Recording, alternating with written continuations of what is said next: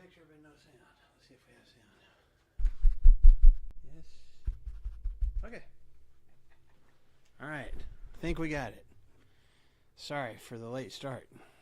Well, we would have just I was going to say. You mean we started? Yeah. Well, you probably didn't even notice. So, I'm glad to see so many of you in person this morning. Thank you for those of you joining us online again. Everybody survived the snow, I guess. But did everybody have fun in the snow? Did anybody get out and do it? No? You're shaking your head no. Is snow not fun for you? Who loves the cold? I detect a hint of sarcasm there. I didn't even get out and step in it until, like, it melted all off my yard. Yeah. I was our weekly hike in the snow. I was Bike or hike? hike. Hike? We hike every Wednesday. Where do you hike? All over a different trail every. So you did in the snow, too? This place. Yeah. Yeah. From Petty Jean to you name it. Yeah. I mean, we've been all over. Where'd you go this past week? Well, In the we snow? went to Lake Springdale. Okay. And we just got off path and went through the snow and had a good time. So just kind of made your own journey or whatever? Do you Well, do that's like cool.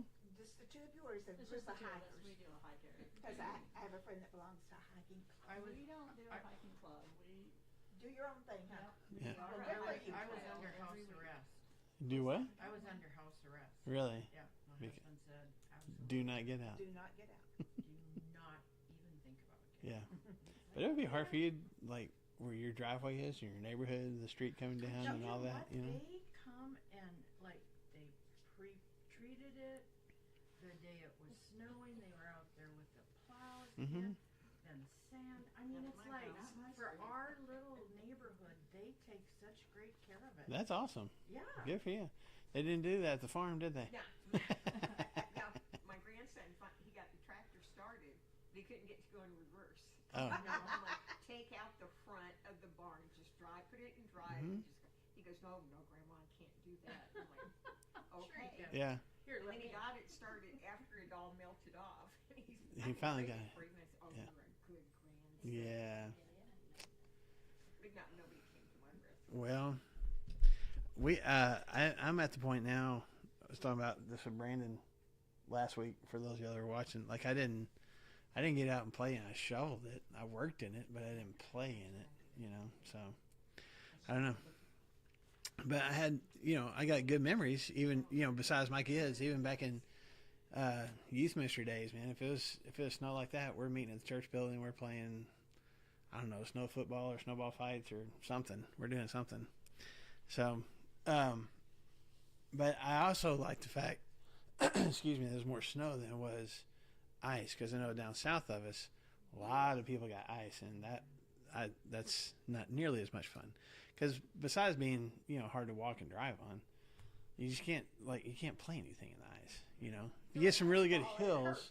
Yeah, you get some really good hills. You can do some better sledding on the ice than you can on the snow if it's on the street. And if you had I've got the old school wooden sled with the metal runners. Yeah. In the front. Yeah, Yeah. but that doesn't work as good on thick snow as it does on a sheet of ice. So, anyway. But yeah, that was from when I was a kid. It's sitting up in my attic right now. So, but it's all going away now.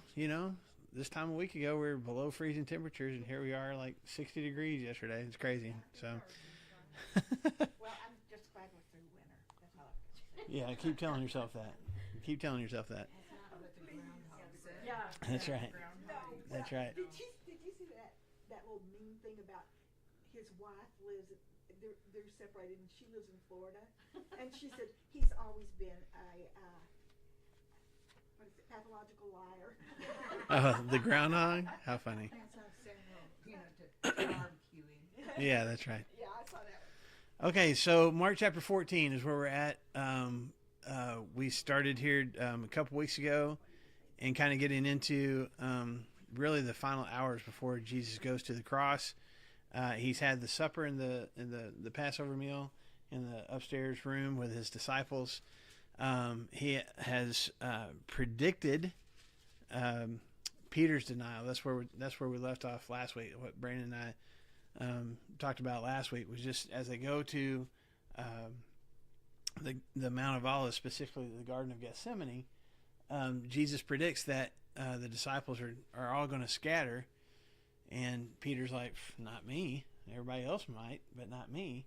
And again, I don't want to rehash too much and spend too much on what we did last week, but I think it's important when we look at Peter's response. It's natural for us to look at Peter because from other things that he said too, that it's a prideful statement. It's an arrogant statement. That he's kind of lifting himself up compared to the rest of the guys, going, all these other guys may leave, but not me. And there's been a history with Jesus' disciples of them arguing about who's the greatest, right? So this is Peter's opportunity to be like, okay, greatest right here. You already gave me the nickname The Rock. I'm going to stay with you no matter what these other guys do. I'm with you. And yet Jesus tells him, before the sun comes up. I mean, it's at nighttime right now, so he's basically telling him within a few hours you're going to depending on your translation, disown me or deny me. And if you didn't watch last week, one of the things that I talked about was this is a stronger word than other times that the word deny is used in Scripture. That there's a prefix attached to this Greek word that it gives a greater sense of rejection. It's not just a flat-out denial, I'm turning away from this. It is, I am refusing to accept that I even wanted to be a part of this in the first place.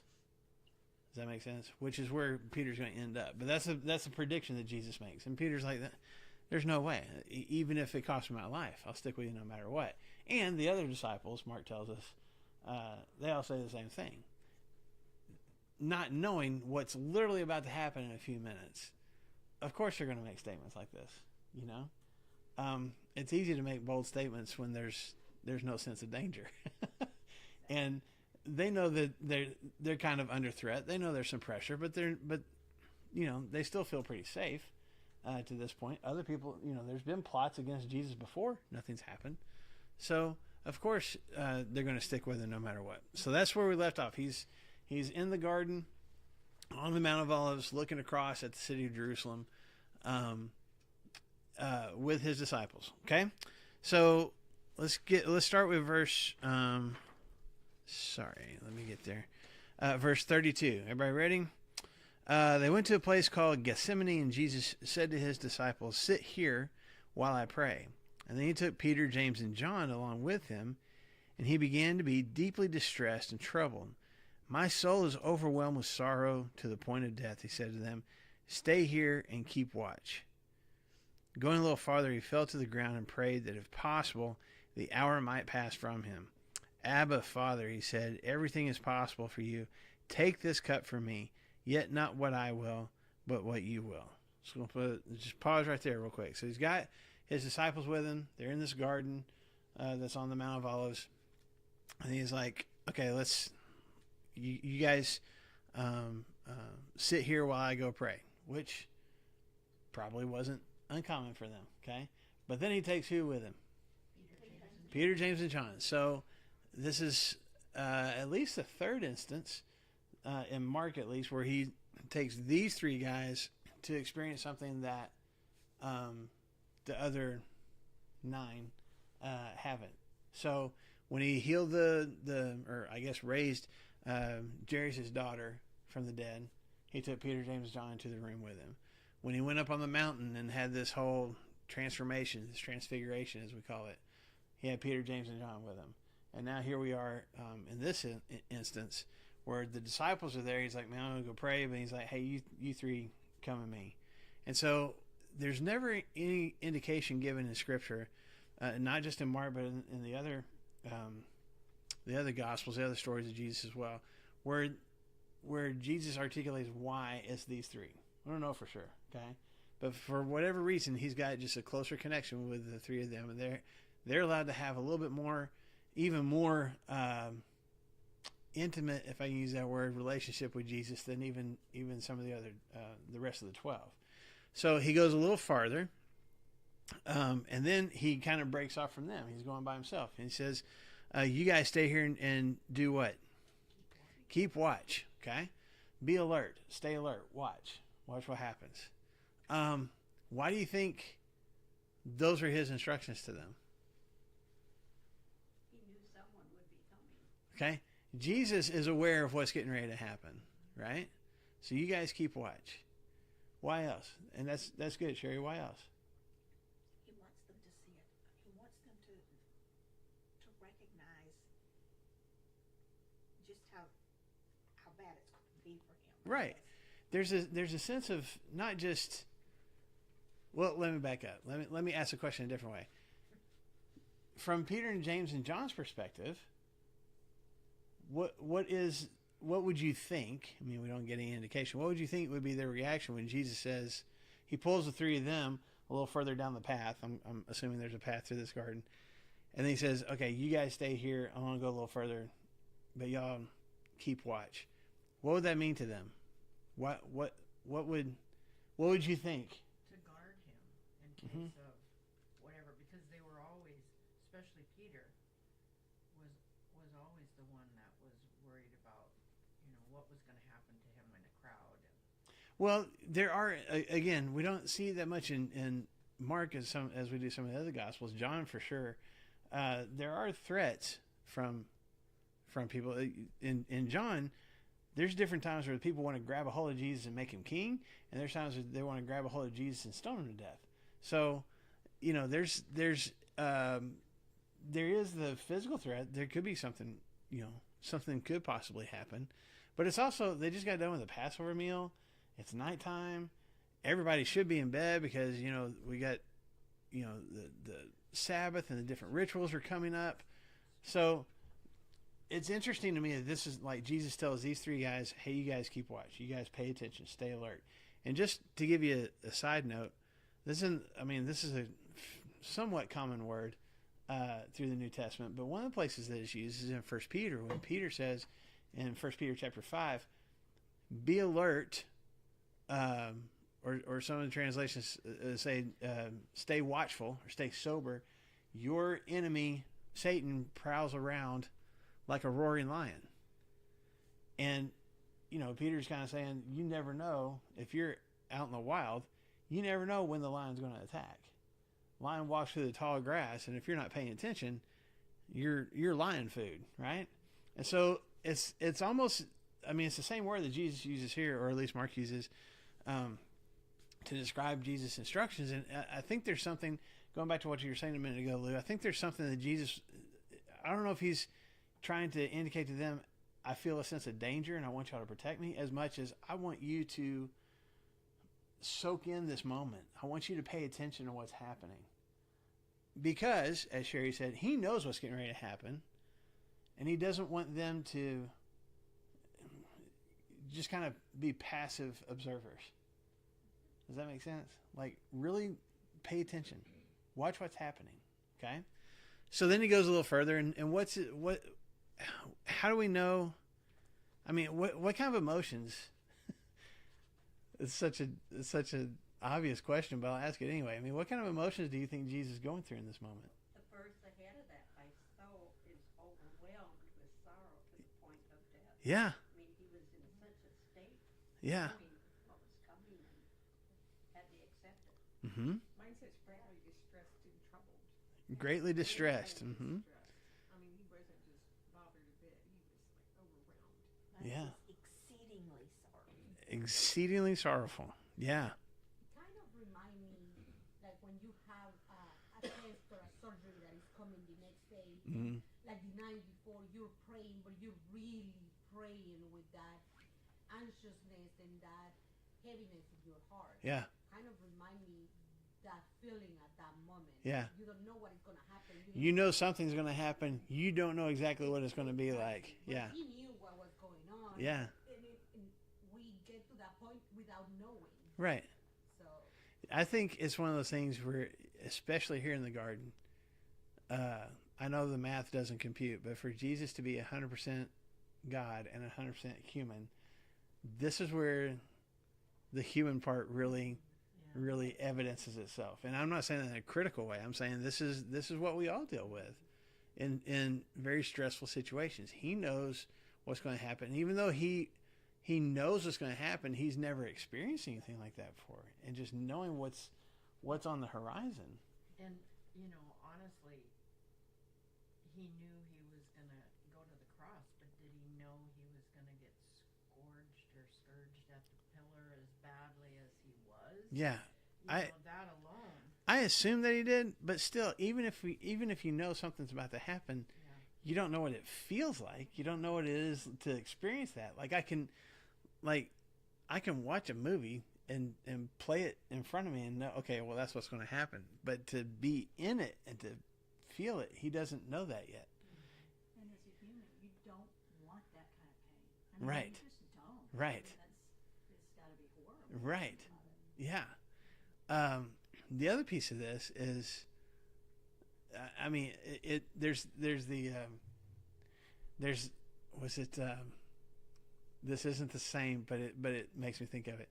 Superman 2, back in the 80s with Christopher Reeve, when he allows himself to be human, right? He goes through whatever his transformation is, and he ends up getting in a fight, and dude just beats the pulp out of him, and he's laying on the floor. He's like, "Oh, is this my blood?" And just never had experienced that before, and just the shock of being vulnerable. I think just if you can amplify that for Jesus to be all powerful, to be eternal, and knowing that he's experienced, he's already experienced fatigue and hunger and, stressful things already as a human, but what he's getting ready to experience, he's never experienced before. That kind of pain that he's about to experience, you're right. Who would want that? If you know that's coming, you still don't want it. And then he also knows in this process, he's going to feel sin for the first time ever. He's going to feel guilt and remorse. How do we know that? Because Scripture tells us that's what he did. He took on all our sin. He became, Paul says, he became sin for us. He embodied sin. Someone who, beyond time, has never experienced sin before and all the consequences that come with it. And he's about to experience that for the whole world. I can't even imagine. And that's why I think he's sitting here going, I'm overwhelmed. Okay? Now, to make this a little more clear, you guys I got deeply distressed. Is that what yours said? Greatly distressed. Okay. Okay. So, that deeply distressed part, the Greek word there is often translated in other parts of Scripture as amazed, but it literally means to be out of one's senses. This is the same word that Mark used in Mark chapter 9 when Jesus comes back down from the mountain after the transfiguration, and the crowd comes running to him, and they are amazed. Is what our English Bible say. They're amazed when they see him. Same word here. Here in a couple of chapters, in chapter 16, after the resurrection, when the disciples see Jesus resurrected, same word. Okay, so Jesus is this distress that he's feeling, being greatly distressed.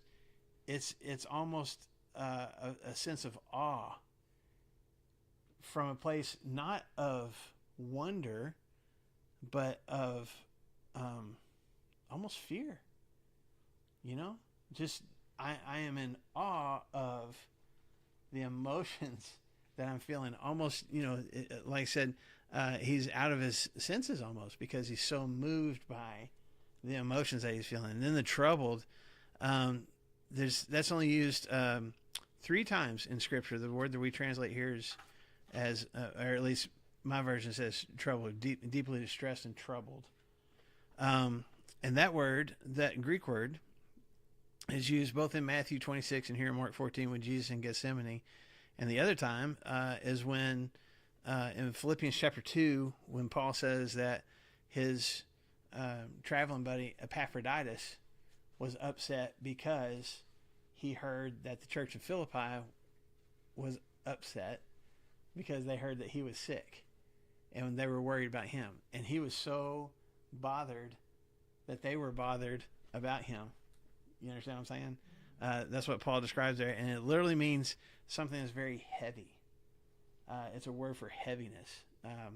And so Jesus has this, he feels this weight bearing down on him, and this sense of not even fully being able to process the emotions that he's feeling. And he tries to communicate that to the disciples. Now again, the disciples are like, what? They would have to be confused. Why is he so upset?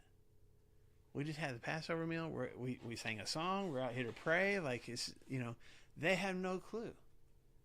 But there's obviously something that is emotionally overwhelming for Jesus.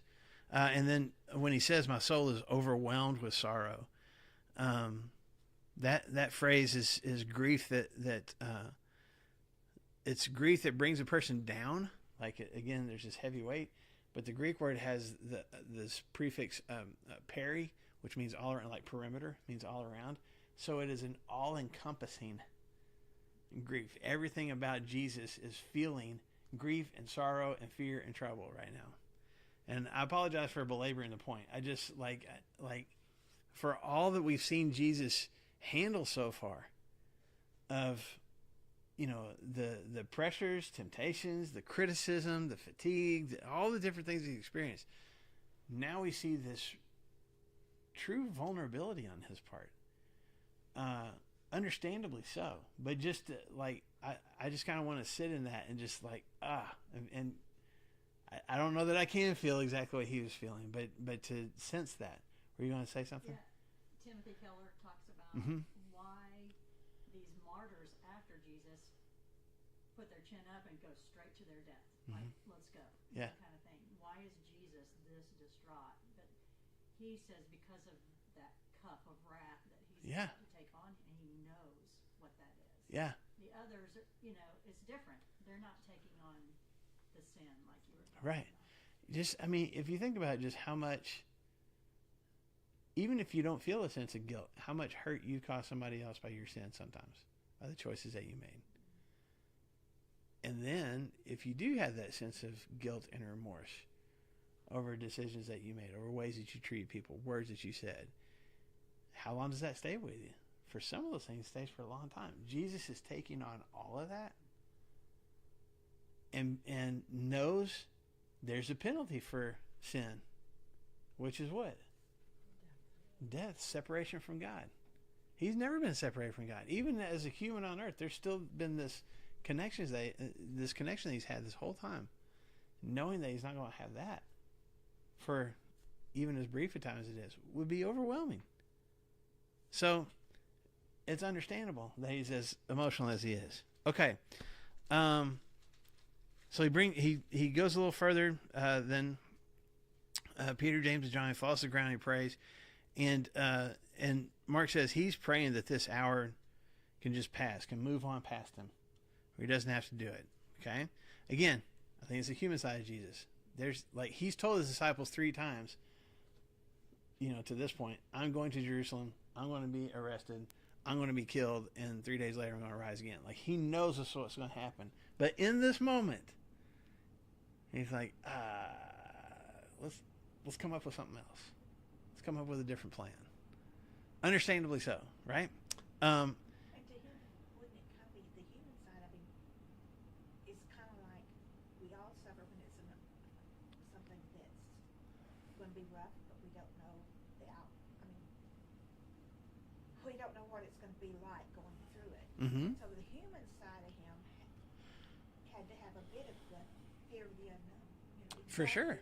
Exactly. He knows that all this is going to happen, but it just has to. I cannot imagine the fear that you would have knowing that all this sin and stuff is going to coming on you, and you didn't have any way to stop it. Right. Yeah. And just not knowing what it's going to feel like. It's like when you go, this isn't the same, but just thinking about things that you had to do for the first time that you'd never done before. You saw other people do it, but you'd never experienced it. When I was a kid, I was terrified to go off the high dive. Saw those other kids jumping off the high dive, but once you get up there and you stand there, you're like, ugh. And I've already seen other people experience it, but I haven't experienced it. Just that jumping off point. Jesus has never, he knows what death is.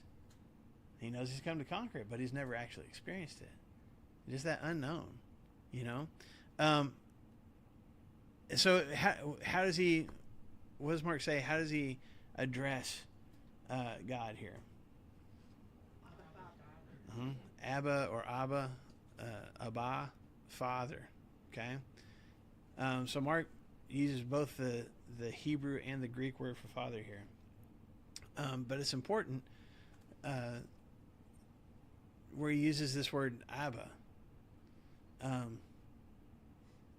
Because that is the Hebrew word, obviously the Hebrew word for father, but specifically it's a very close,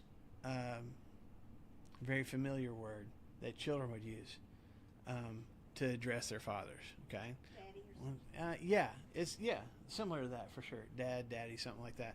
Because, you guys know, as children grow and develop, they start out not knowing how to say words, right? Mama, dad, because that's the only words they can formulate. Abba was that kind of word for Hebrew children. That's one of the first ways that they learn to address their father. So this is a very I'm not saying Jesus is reverting to a childlike state. It's just a very close way for him to address God. Okay? And then he asks him, or he says, everything is possible for you. I know that you can do something different. Yet, what? Your will, not mine. Okay? Now, there's another place where Jesus has already said that God can do the impossible. Or that everything is possible, I guess I should say, with him. Going back again to Mark chapter 9 and verse 23. That's when the father brought his son that was demon-possessed, that, basically would go into convulsions, and the demon had thrown him into the fire and the water, and it happens while Jesus is standing there watching. And the father says, if you can, please help us. And Jesus is like, if I can. Almost like, who do you think you're talking to? But he follows that up with, everything is possible to those who believe. And the father says, I do believe. Help me in my unbelief. We talked about that several weeks ago. Here's almost the same. It's at least an acknowledgement of the same thing on Jesus' part. He's talking to God. He says, God, Father, everything is possible for you. Okay? So I think this is important to at least look at in connection to that. When Jesus said to the father of the demon-possessed boy, everything is possible for those who believe, I think we need to pay attention to Jesus saying this to God, and God's answer basically being no. Everything is possible. Could God have stopped this? Sure. Could God have said, you know what, you're right, we're done, we're not doing this? Absolutely. But it's what needed to be done. It's what God's plan was. Everything is possible if it's what God wants done. And though Jesus doesn't word it that way, that's what you see on display here. Okay? And I would hope that I would have the same kind of willingness that Jesus has. There's honesty here. I don't want to do this. Let's figure out another way. But what? Not my will, but yours. I hope that's the kind of heart that I have when God calls me to do difficult things. I'll be honest, it isn't always. Sometimes it is, but it isn't always. And for Jesus to know what's going to happen and to really, really, really not want to go through this and even ask, God, is there some other way to do this? But if there's not, then I'll step into this. let's move forward. Just the willingness, the humility on his part, along with the vulnerability, is amazing. Okay? Okay.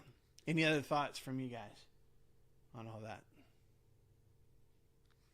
So verse 37, he returned to his disciples, and what was the last thing he told them?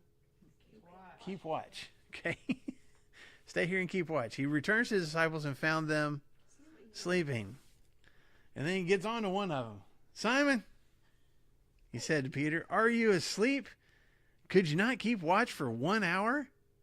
Why is he getting on to Peter? Because he was the one that was going to stick by him no matter what. Okay. When just a few minutes ago, Peter's like, I'm with you no matter what. Even if everybody else scatters, I'm with you no matter what. And here we are now, like, he can't even stay awake. Like, how are you going to be with me no matter what if you can't even stay awake when I ask you to? Okay. Anyway, verse 38, watch and pray so that you will not fall into temptation. The spirit is willing, but the body is weak. Once more he went away and prayed the same thing. And when he came back, he found them again sleeping because their eyes were heavy. They did not know they did not know what to say to him. You ever been busted by a parent or a teacher or something? Like, I got nothing. I'm caught. That happened to me multiple times. No doubt in my mind. Yeah. Returning the third time, he said to them, are you still sleeping and resting? Enough. Just the impatience here and the frustration. Like, he's burying his soul over here. You're talking to God, and he comes back, and these guys are just snoring away 3 times in a row. And, like, figure out how to keep each other awake or something, man. Like, dude, anyway, he's just so frustrated. But then he says, the hour has come. Look, the Son of Man is betrayed into the hands of sinners. Rise, let us go. Here comes my betrayer. So, I feel sorry for these guys. It's innocent. Like, they're just tired. It's nighttime. You know, they should be in bed. They should be asleep at this point, and they're not. But I also understand Jesus' frustration too. Sometimes I don't need, like, he's not looking for advice from them. He's not asking. He didn't even ask them to pray with him. But sometimes you just want to know somebody's in it with you, right?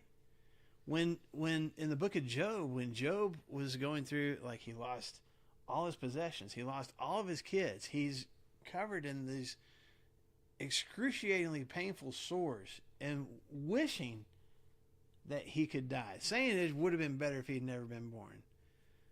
What did his friends, now the bulk of Job is his friends telling him he screwed up and should confess and you know, ask for God's forgiveness. But before that, what do? For how long? A week. Just came and sat down with him for 7 days. That's impressive. And in that moment, well, I guess you read through the rest of the book of Job too. That's what Job needed, was just somebody to be in it with him. Sometimes that's all people need from us. It's not that advice is bad. It's not, but sometimes people don't necessarily need me to tell them all the things they could or should do better. Just be in it with me. And I think that's where Jesus' frustration here is. To come back 3 different times and go, I just want you to watch. I want you to be alert. I want you to soak in this moment as much as you can, like I am. And you're not. You're not. Do you think part of this might be loneliness too? Because even when you feel lonely, you know that God's with you. Mm-hmm. In this case, he feels God's not with me. I mean, I've asked him 3 times to let this pass. Yeah. And then he seeks comfort, you know, with the Peter, James, and John, and they're asleep. Yeah. So he's really by himself. Absolutely. So loneliness has to be one of those human things, emotions that's going through him right now, because he's begging his father to take this away, make it stop. Yeah. He's not getting the answer he wants, and his friends aren't even backing him up a little Mm-hmm. bit. So I see a lot of loneliness. Oh, for sure. This entire story. For sure. I mean, you can be lonely in a crowd full of people, you know, and again, he's having to deal with this by himself. And he's asked 3 times for God to take this cup away. But then at the end of this, he goes, well, the hour's here. So what's been the answer all three times? No. So yeah, it would be a very lonely feeling. Nobody else is going to go through this. It's just going to be him. So yeah, I just want somebody else. That's why I was pointing out why he's saying, the be alert, be watchful. Yes, ma'am. Well, it just made me think something. Maybe he wanted them to stay watchful to keep him from going the other way. Because don't you know Satan was telling him, don't do this. Yeah. And maybe he wanted them to watch to stay the course. Yeah. What was now? Mark doesn't go through all the details of the temptation, that all the different questions, the ways that Satan tried to tempt Jesus before he started his ministry. But when we read through Matthew and some of these others, what was one of the offers that Satan made? I'll give you the kingdoms of the You world. don't have to go through any of that. Yeah, I'll give you the kingdoms of the world. You just bow down to me. I'll make them bow down to you. You don't think that temptation isn't happening right here in this moment? When it says that the devil left him until an opportune time, this is an opportune time. If he's overwhelmed to the point of death, just emotionally, don't you know there's as he's wrestling with these questions of God, I don't think, if you've ever seen the movie The Passion of the Christ, I don't think that there was some glowing figure in the garden with Jesus with a snake crawling out and all that kind of stuff. I appreciate the symbolism, but I do think Satan's presence was here for sure. Had to have been. Hoping that he would. Yeah, and probably making the same offer. You're right. You don't have to go through this. I'll give you the allegiance of all these people. I'll hand them to you. Just hand yourself over to me. Does one of the Gospels talk about an angel being there with him to minister to him? Or am I making that up? I feel like yes. I feel like maybe Luke, but I'm not positive. I'd have to dig. Had both. Yeah, exactly. There may be a battle going on for sure. At the when he was on that mountain and he finished the temptations, the angels came and ministered to him. When he was out in the wilderness, yes. But I think you're right. I feel like one of the Gospels talks about an angel coming and taking care of him in the garden as well. But I'd have to go through all the different Gospels and look real quick. Let's keep moving a little bit before we completely run out of time. So, when Jesus, again, verse 42, when he says, "Here comes my betrayer," that would have caught these guys off guard, right? I mean, I know Jesus just said earlier in the when we were having this meal, one of you guys is going to be one of you, one of the 12 is going to betray me, and they're all going, "Not me. It's not me, is it?" I think in their minds, still, even if it was one of them, there's going to be something on down the road. I don't know if they realized this is happening in a few hours. So the surprise would be on the disciples' part, his betrayer. Who is it? Yeah, they want to know who it is. Just as he was speaking, verse 43, just as he was speaking, Judas, one of the 12, appeared. I think it's interesting Mark puts it that way. He just kind of showed up. Because where has Judas been to this point? Wheeling and dealing with the Jews. Okay. Okay.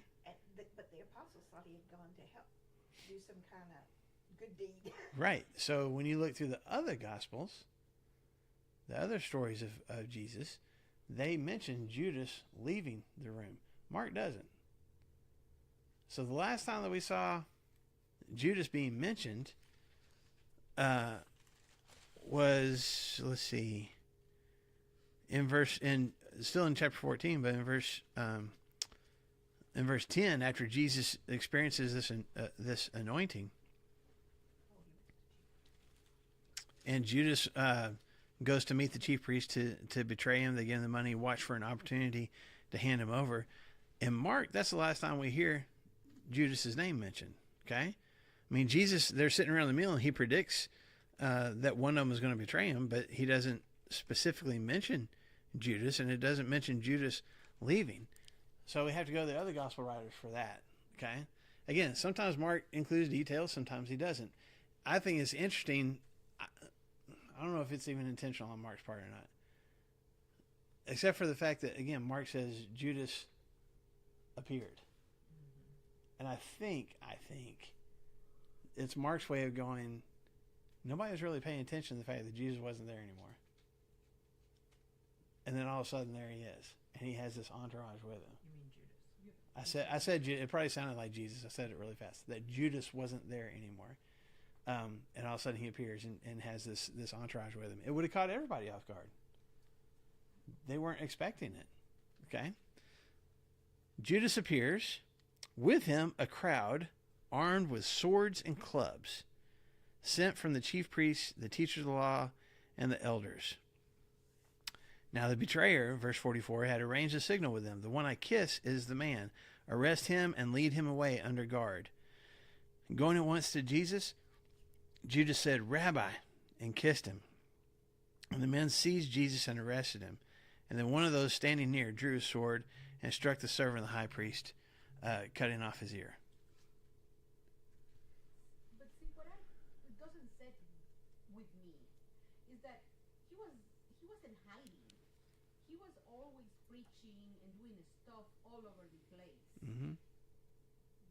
For me, there was no need of betrayal because, I mean, I understand why the Bible and everything, but Mm-hmm. like I say, he was just walking around Mm-hmm. with the people. Mm-hmm. Why do they have to do it that way, like the betrayal? It's a good question. Why did Jesus have to get betrayed? Why do it in the middle of the night in this random garden? Yes. So we talked about this a couple weeks ago. Why haven't they? I mean, Jesus has been in the temple courts. He's been preaching. There's been plenty of opportunities to arrest him. Why haven't they done it? He's got too many followers. Okay. And Mark has said that when he's turning tables over and he's answering these questions, and the crowd is eating it up. When he's telling a story, a parable, that his opponents know he's talking about them who have mistreated prophets and who have mistreated men of God that God has sent to try to get them to change their ways, and now they're going to kill the son. He tells that story, and they even know it's about him. They want to kill him right then, but they don't. And Mark says, "Why? Why? They were afraid of their house. Afraid of the crowd. There's too many people that like him too much, and if we grab hold of him with this huge crowd around, they're going to react like it's going to cause a riot, or they're going to stop following us." We have to do this in a way. This is why they always ask those questions. We got to try to make him look bad so that the crowd will be more accepting of us doing this. And the Romans won't come and take their power away. Right. We got things kind of where we want them right now, and we don't want anything to mess that up. So when Judas comes, and according to, I think it's kind of a mutual thing. They're looking for somebody to betray, and Judas makes the offer to betray, and it kind of works out. But when Judas says that, that's why they give him the money, and he just tells them, "I'll let you know when it's a good time." So when he realizes, after this supper they've had together, that Jesus is going at night while everybody else in Jerusalem is probably in bed, and he's going to go in this garden on the mountainside outside the city walls where nobody's really going to see, Judas is like, this is the time. They're looking for a time, excuse me, where they don't have to worry about the crowd. There is no crowd. It's just us. And so that's why the whole betrayal. Mm-hmm. It's a good question. And how does Judas, what does he do? How does he enter the scene here? What does he do? When you see an exclamation mark, I mean, as a writer, they say don't put too many there. Right. Or don't have very many. When you see one, he was kind of, it's like he was excited to see him. Yeah. It's weird. Yeah, I don't know if it's out of excitement. I don't know if he's being loud to make sure that these guys hear him. Exclamation mark. Yeah, it is an emphatic Yeah. rabbi. But that's important. Again, I don't want to harp too long on this, but we've talked multiple times about the rabbi and the disciple relationship, right? What was the goal of the disciple who's following this rabbi? You want to be like Okay, there's such honor and respect. I want to mimic the rabbi. I want to do everything the rabbi does. I want to be like the rabbi. I want to become a rabbi. For Judas to call him by name in an emphatic way, he's calling him teacher, rabbi. Not everybody would be allowed to call him that, because not everybody is a disciple like Judas is, much less an apostle. He's acknowledging there's a closeness here. I think it's also like that's part of the signal, you know. But there's how many times has he looked into the eyes of Jesus and called him rabbi, wanting to be like him? And now here he is, kind of walking away from that relationship by calling him by name one more time. And kissed him. Yeah, why with a kiss? I mean, he worked it out. That's part of the signal, right? He told them, the one I kiss is the man. Arrest him and lead him away. Today would have been a high five. Yeah, whoever I give kind of the quick, side hug to or something, that's the one. Why a kiss? Wasn't that part of their custom though too? When For they sure. greeted people? I mean, it still is in a lot of places in the Middle East. To greet somebody with a kiss, for sure. So part of it is the signal. He said the one I kiss is the one you get. But to your point, saying like, wouldn't you just know the one that I call rabbi is the one that you're going to grab? Like, why the kiss? Part of it is the visual thing. We got these other disciples around. It's dark. We're in a grove of trees. Even if they got, torches and stuff, there's still shadows bouncing everywhere. And let's make sure we grab the right guy. We don't want to accidentally grab Andrew over here and like, no, that's him over there. And so let's make sure that we grab the right guy. The other piece of this is there's two scriptures that are important to this. One of them is in Psalms chapter 41 and verse 9. You can look it up, or you can write that down and look it up later. Psalm 41 and verse 9. This is David talking about experiencing betrayal from a close friend of his. Okay? And in that context, he says, even my close friend, someone I trusted, one who shared my bread, has turned against me. What did Jesus say in the room about who it was that was going to betray him? It's someone who shares bread with me, someone who dips their bread with me, right? So, this is, I don't know that David had an awareness that he would be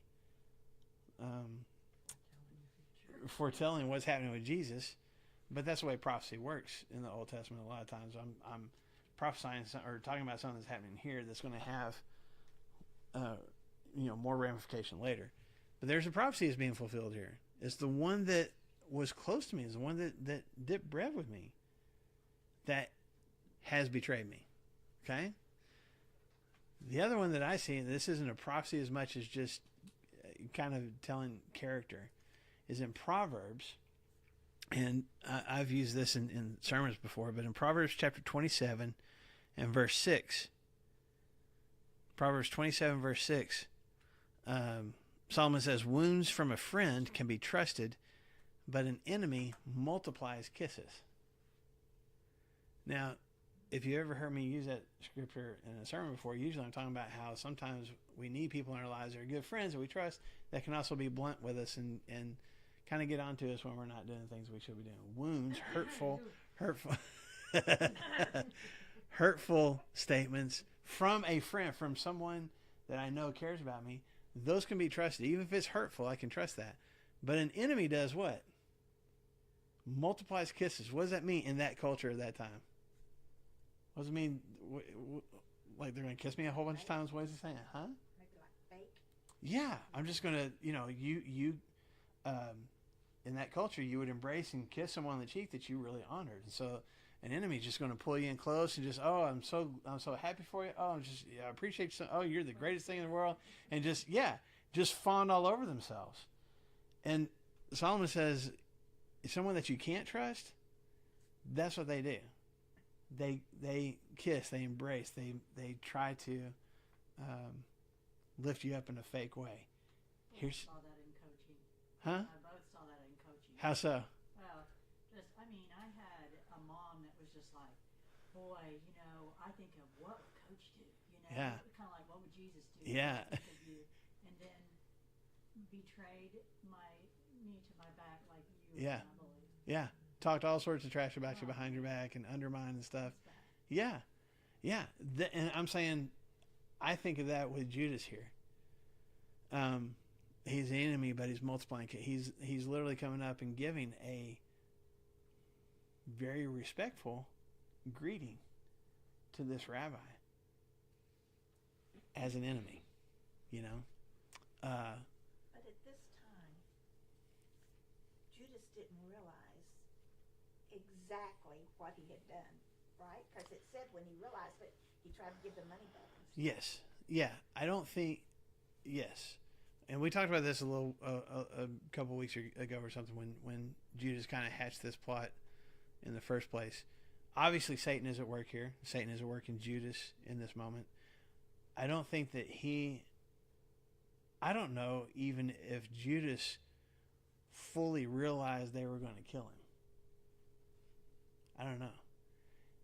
It doesn't. If you really read through what Judas, you know, his plans and stuff, is to hand Jesus over, right? Even when he has this signal for the guys in the garden, the guy that I kiss, that's him. Grab a hold of him and arrest him.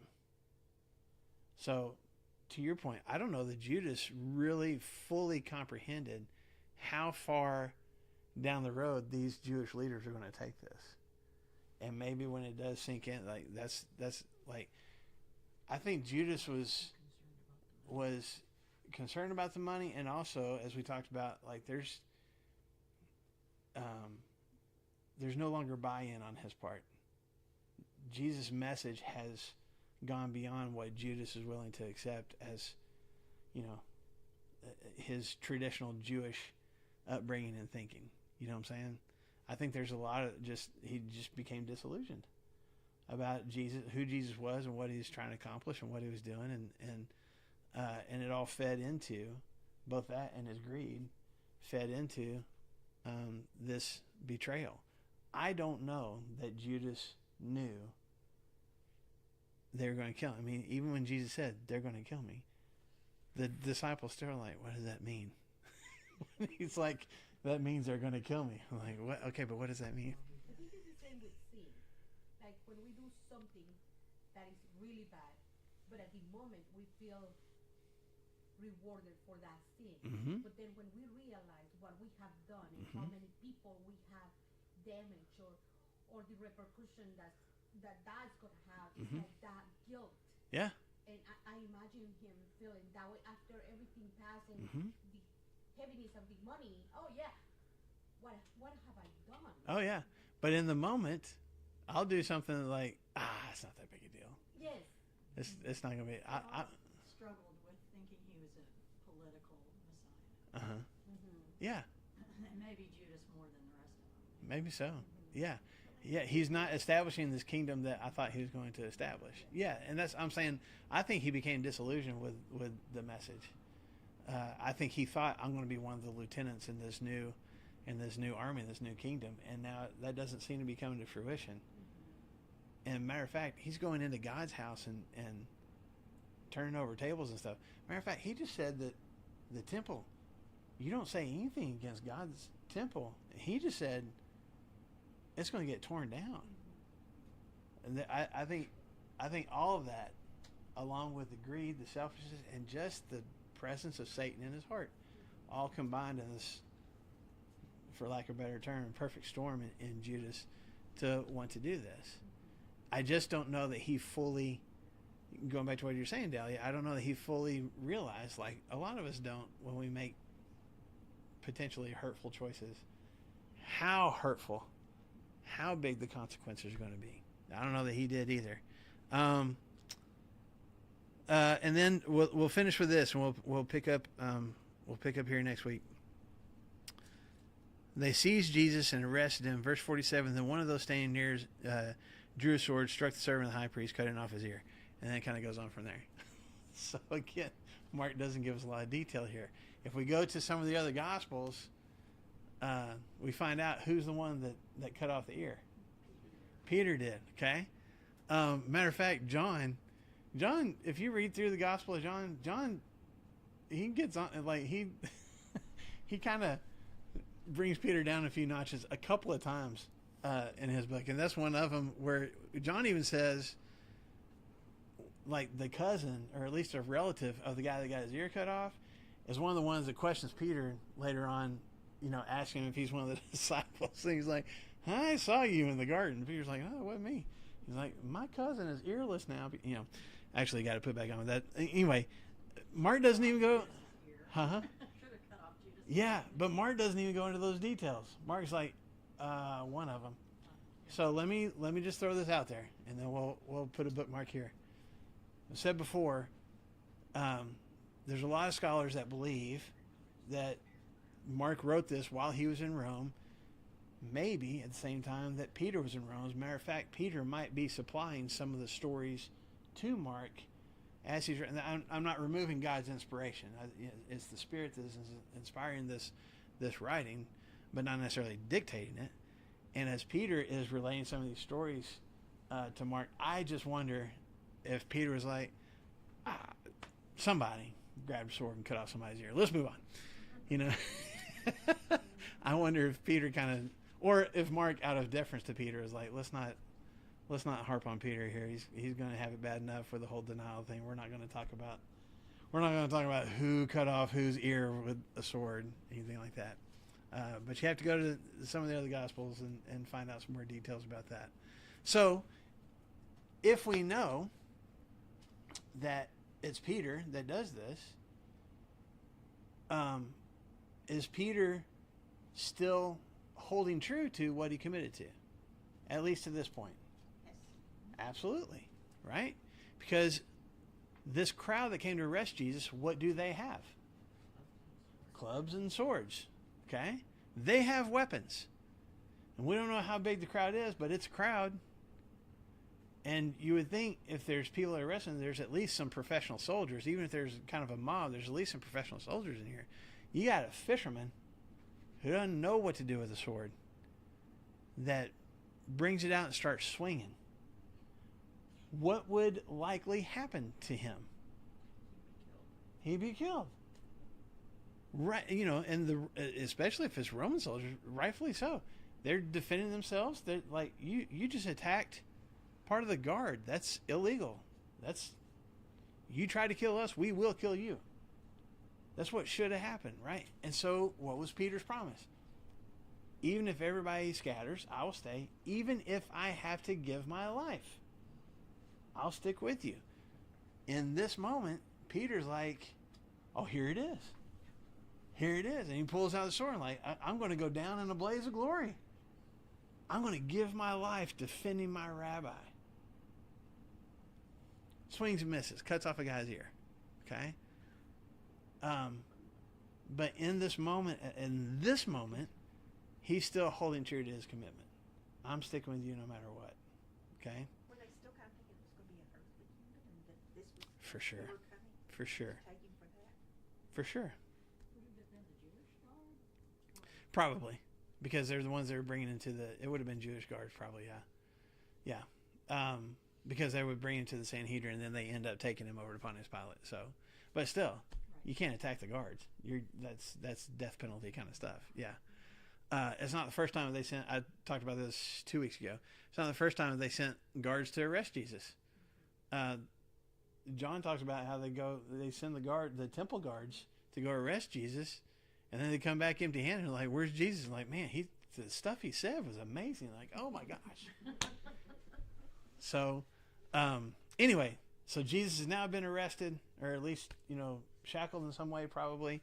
And we got somebody that got his ear cut off, and that's where we'll put the bookmark for now, and we'll get on to the trial next week. Okay. Thank you guys. Thanks for the comments and the questions.